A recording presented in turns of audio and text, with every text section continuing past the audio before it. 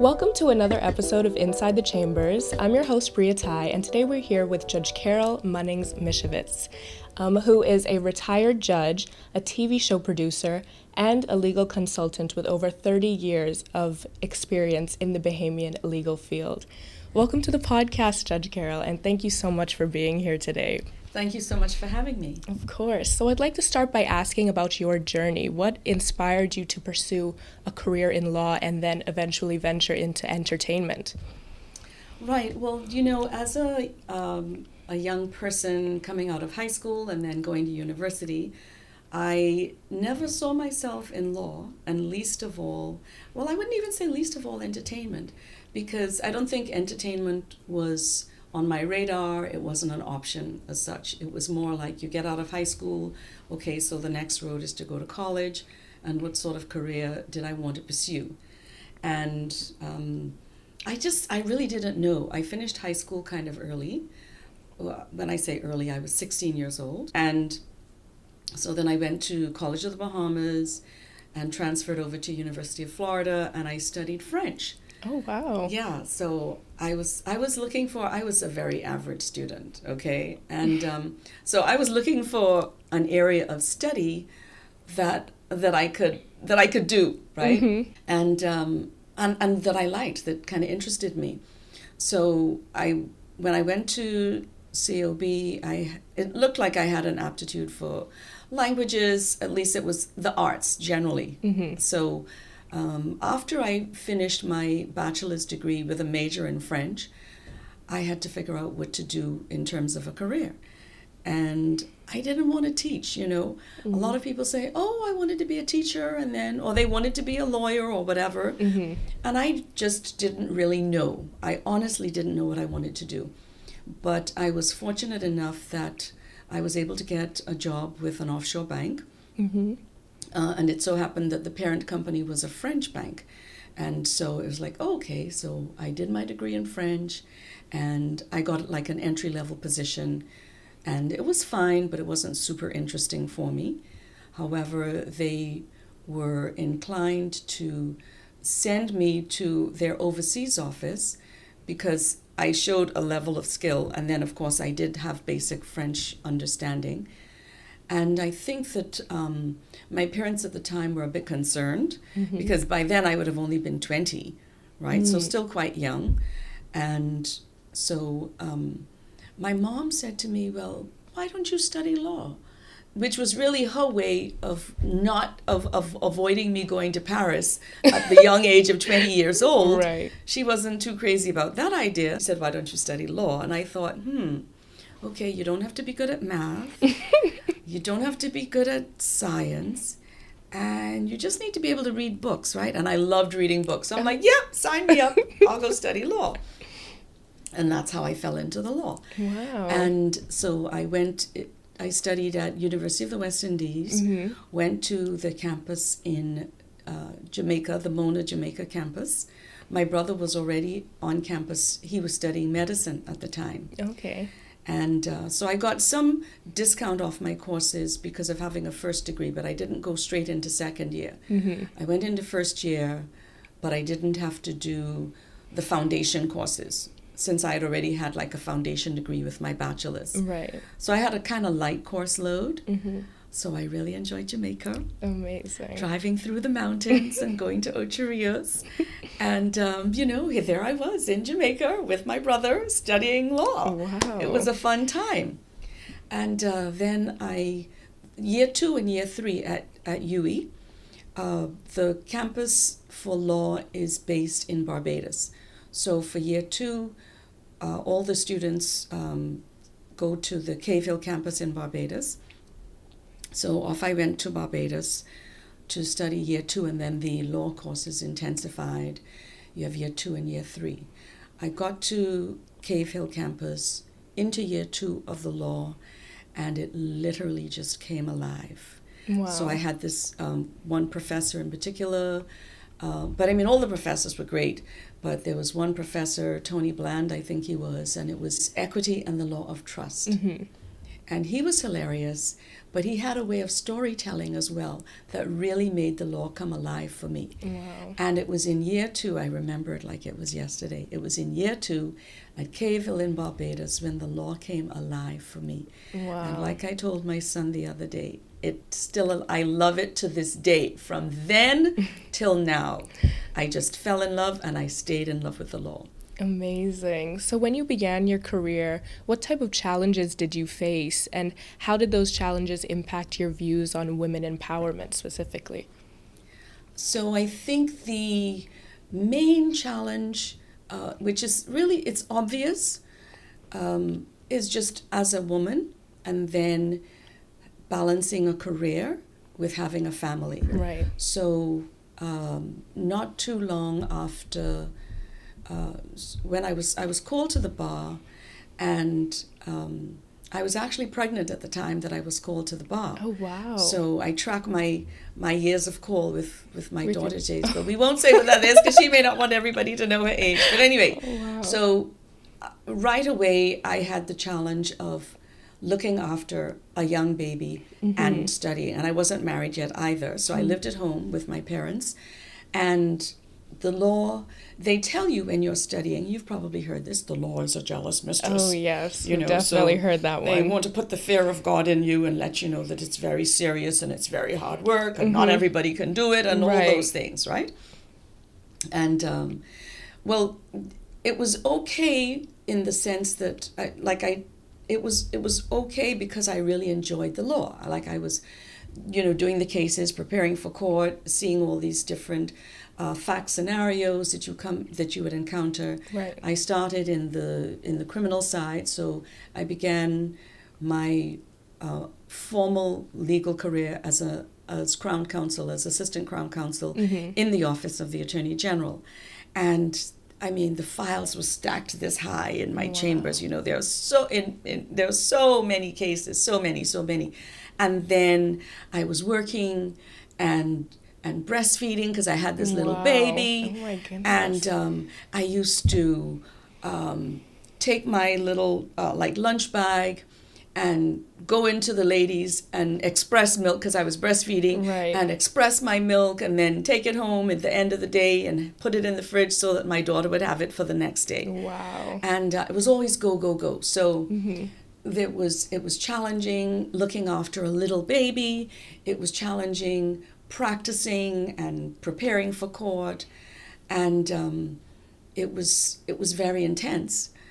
But fortunately too, I did have the support of my parents, my mom especially, with helping to look after, helping me to know how to look after my little one, because she was working as well. Wow. It wasn't like, okay, my mom was at home and then I was leaving the baby home with my mom because she was going to work every day. But just having her around and giving me that support was helpful. So I had a caregiver who would look after my daughter in the daytime when I wasn't there. But it's intense. It's intense, yeah. Wow. Reflecting on your career as a judge, what would you say are some of the most important lessons you've learned about justice and fairness? I think some of the most important lessons, or the most important lesson really, is just around fairness and being fair to others. And the way that plays out for me is seeing the person on the other side of the bench as a person. So as I just reflected on my own experiences as a young professional, as a young mother, you know that whether the person is in front of you, if it's a criminal matter or if it's a civil matter, they have a life. They have a life of experiences, and not all of the experiences that we have are positive ones. And it may not have been a positive experience that caused them to be in court before you, but just to have that empathy and to have respect for them as an individual. And that's the concept that allowed me to be fair to them. So even though when you sit in court, you're elevated because you're on a bench, so you're higher and you're looking down at whoever may be in front of you. But I don't look down on them from a humanistic perspective, from a respect perspective. You have to see them really as human beings who are worthy of respect. And sometimes,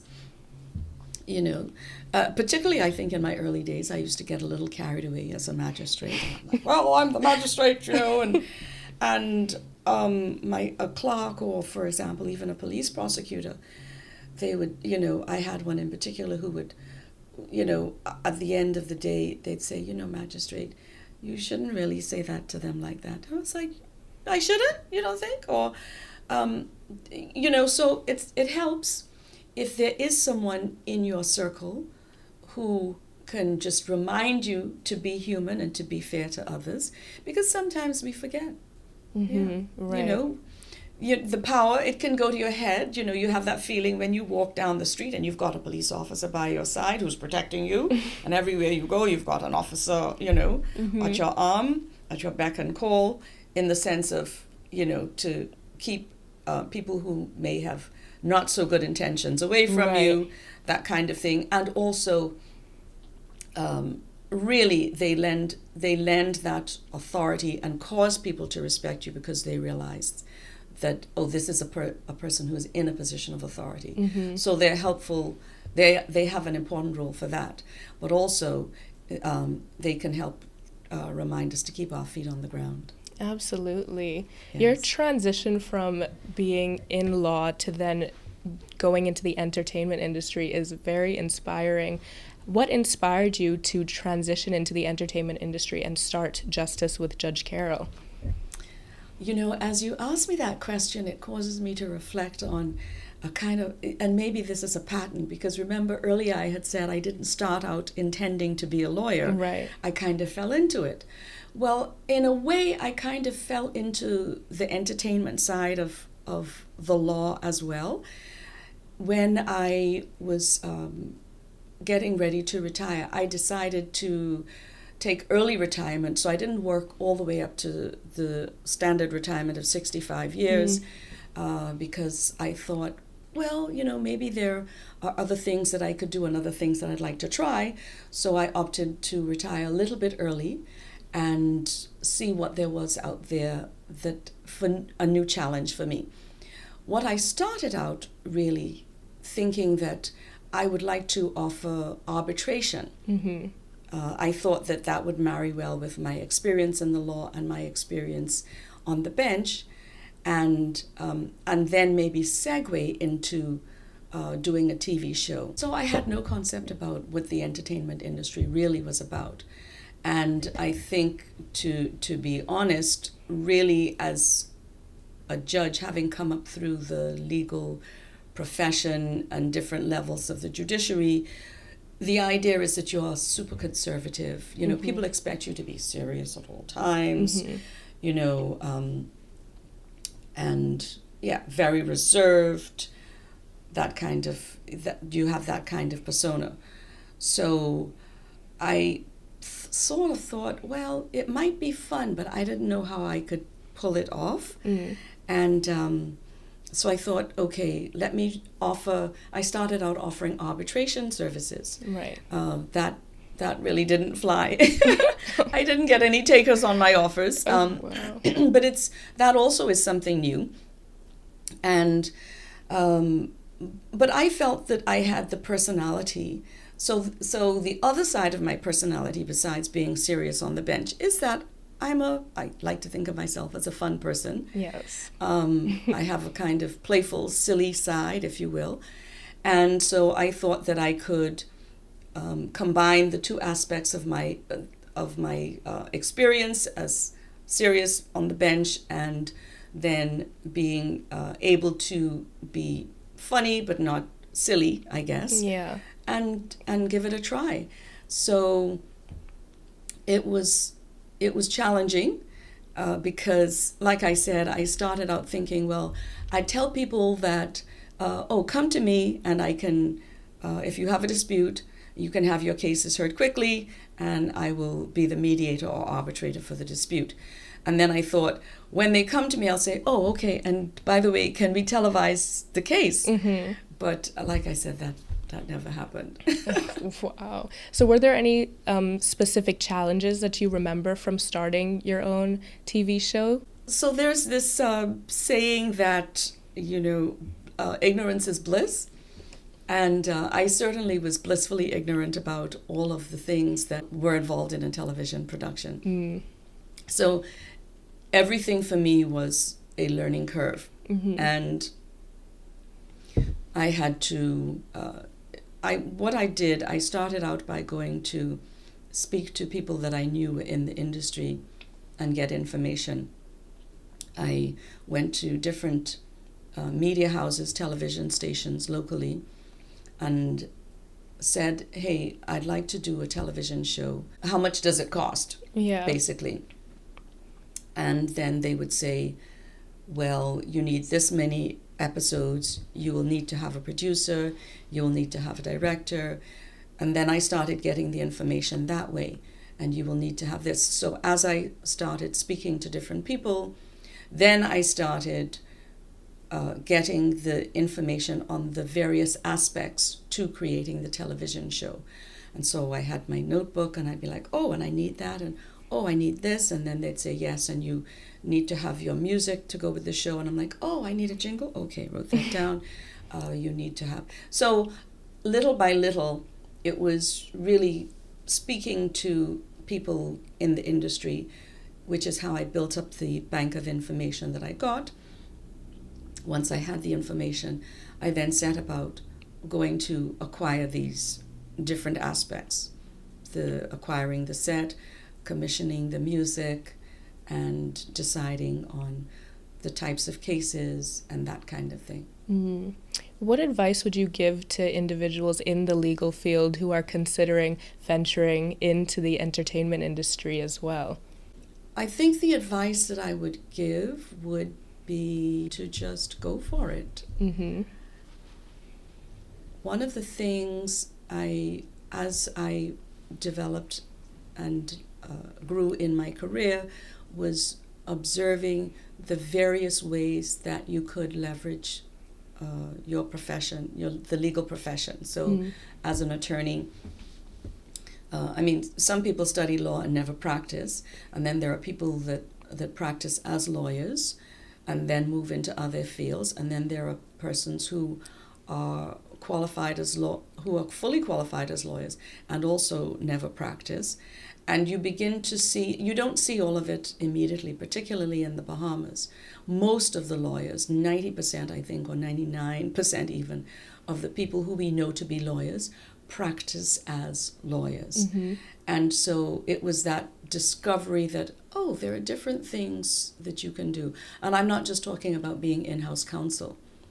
And it may well be that as a young attorney, that if there's something that you want to do, you can, I would say, go ahead and try it out. And you may find that it will dovetail with what you do as a lawyer, or it may not, and you're simply able to draw on all of the life experience that you would have gained up to that point in any event to use in whichever field you decide to do it. And studying law is a very challenging endeavor, and if you can overcome the challenges of studying and becoming a lawyer, then whatever it is that you put your mind to, which other field of endeavor, then certainly you will be able to overcome that as well. Absolutely. I completely agree with that. Yes. My final question for you is, what legacy do you want to leave, both in the legal field and in the entertainment industry? In the legal field, the legacy that I want to leave is that of being known as being a fair and empathetic judge. One of the things that I often found sitting as a judge is that people are very frightened of coming to court. Right. I use this as an example because really my experience has been as a litigator and as a judge. So in the court arena, obviously not everyone practices in court, in the court system. But in terms of my exposure, people come to court with fear and trepidation. And so I want them to feel and to understand when they're appearing before me that they don't have to be afraid. I will treat them with respect and I will be fair towards them. And then in terms of my legacy in the entertainment field, I think the idea that in addition to being entertained by the product that I produce and by my service, they also learn something. They learn about how the law works. They themselves are empowered because of the message and the teaching that comes out of the shows. Right. It's like, oh, okay, that's how that works, or that's why that is. So really, to powerfully combine the aspect of the entertainment with education, and then the legacy is that people that watch my shows are empowered and understand how the law works. Absolutely. Well, I'm so excited for more episodes of Justice with Judge Carol, and thank you so much for coming on the podcast today. Thank you. It's been a pleasure being here.